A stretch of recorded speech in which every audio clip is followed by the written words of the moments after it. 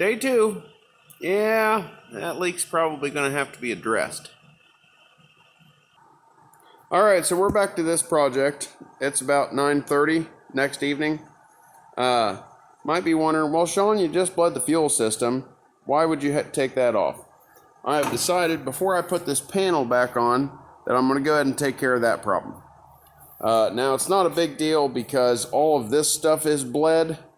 There's a fitting in the middle of the line right there someone else installed.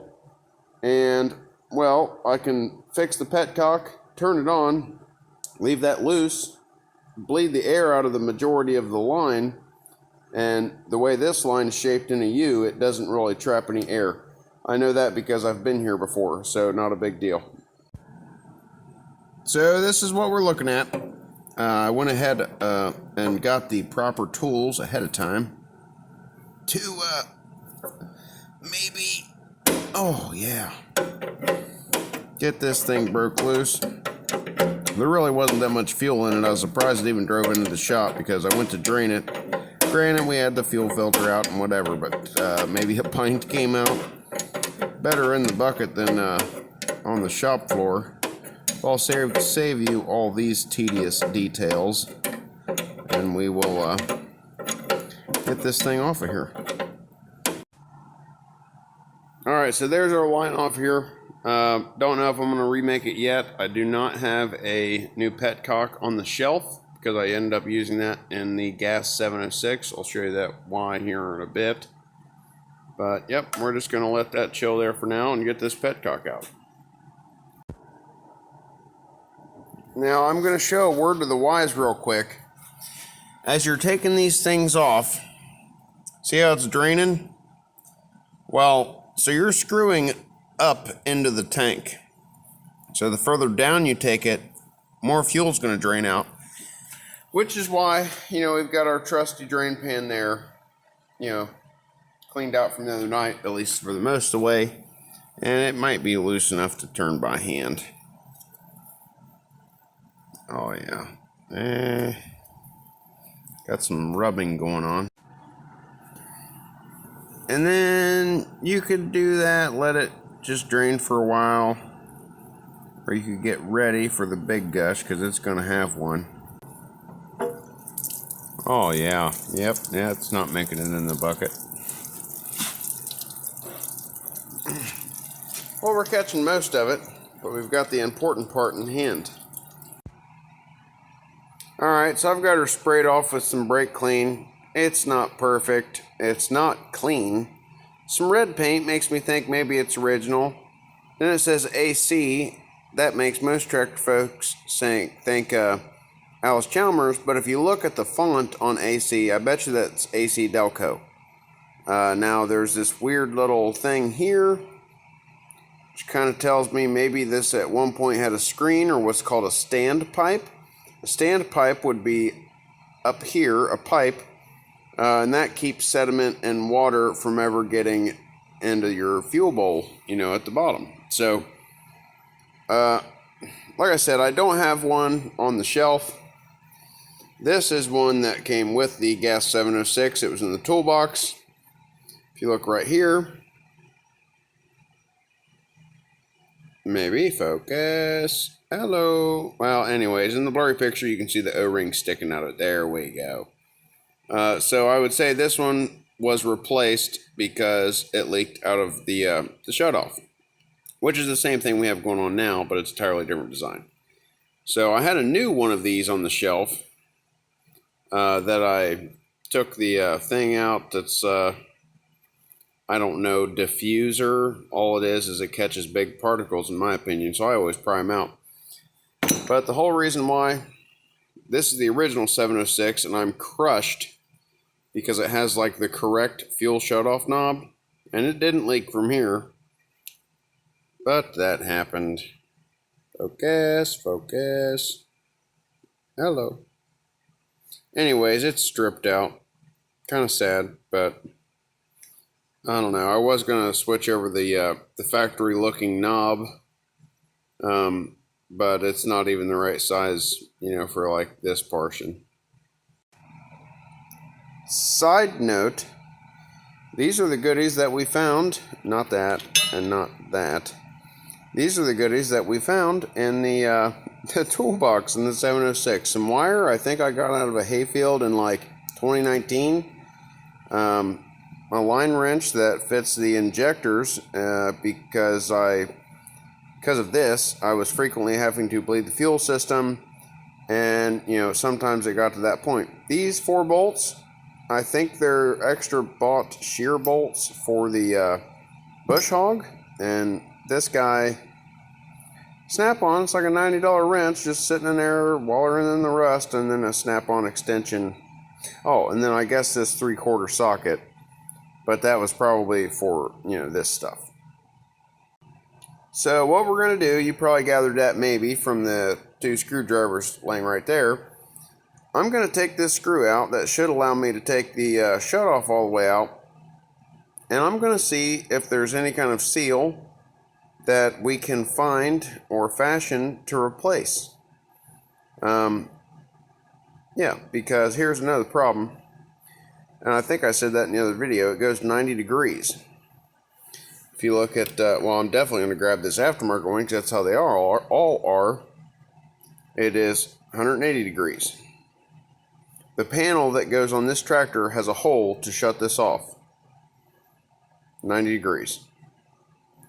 Or 180 degrees. So I'd either have to make a new fuel line, not that big a deal, bend that one all to heck and back. But if I could fix this, it would be my ideal situation. Factory line, factory thing, just keep it the way it's supposed to be. No one wants to reach up in someplace they're not supposed to be to shut the fuel off. But yeah, we're going to take it apart with that little tiny screw right there and see what we get. So this is exactly what I was expecting to find. That screw goes in the edge there, rides this lip, keeps you from backing it out all the way, and there's an O-ring right there. So now I just have to go around. I had bought some O-rings for some other things. See if I can find one that fits it. You talk about brittle old rubber. Jeez Louise. I pulled that thing off there. Look at that. I just did that. Terrible. But it appears to be square cut. Maybe? Focus, focus, hello. Okay. A square cut O-ring. It could just be smushed from years of being in there. It's 1959 model.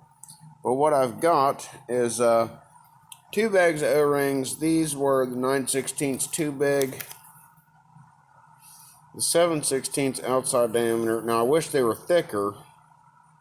I think one of these will work. So again, that O-ring is kind of too thin. So what you're looking at here is a piece of Teflon tape specifically meant for gas pipeline because it's what I had laying around. I have twisted it and pulled it thin, and I'm going to wrap it around under the O-ring. Again, I'll find out if it leaks, and you will too. But if you got other suggestions, you can put those in the comments. If not, I'm probably going to go find the correct O-ring at Tractor Supplies where I bought those little bags. There is the final transition? No, we don't say that word. Rendering, there you go, of what I got going on. Like I said, that little piece of Teflon is just going to be a backer to kind of poof that O-ring out a little bit. And you see, it did. It was, it should fit nice, and we're getting ready to test that. Now, one-handed, I think this is going to work because it fits really nice. There's just a little bit of drag, which is what you would want. So yeah, let's go put it on, put the fuel back in, and see what happens. Got to clock it to put my little screw back in. Alright, so our line is back together, not tight. It is tight down here. Everything's tight there, so now we just need to put our glass on, which I've cleaned up. It's not perfect.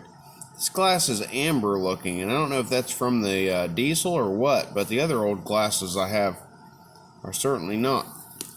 But I just got to put that little Y piece on. I'll probably clean up with some brake clean too, just to get all the crud off of it. And then we'll see what happens. And one last spritz off with some brake clean.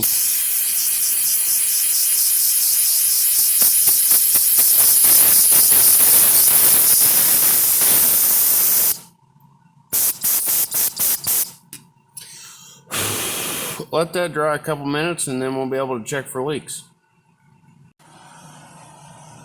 Brake clean dries pretty fast, so I know you're not supposed to use that around diesels. Obviously, we're not starting it right now. Still got to go through the oil bath air cleaner and the glow plug switch. But yeah, that'll be fine, and yeah, I think it'll hold. I'm pretty confident. Now, the only place I do expect it, kind of expect it to leak, is the fuel bowl itself, because that is a cork gasket. On gasoline, I super prefer cork fuel bowl gasket, sediment bowl, petcock bowl, whatever you want to call it.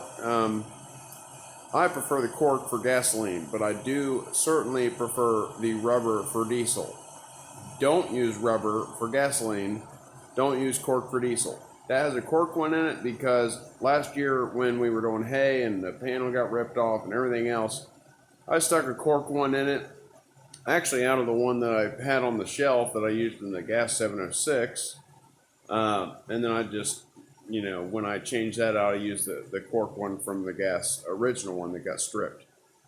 So yeah, hang tight for like 2 seconds. I'll be here 5 minutes. All right, I put all of my 1 pint in there. I haven't looked yet. You're looking at it with me. It would appear to be dry at the top. So now let's turn our fuel on. Oh, I like that feeling. Should start to trickle in the bowl. Not yet, she's still shut off.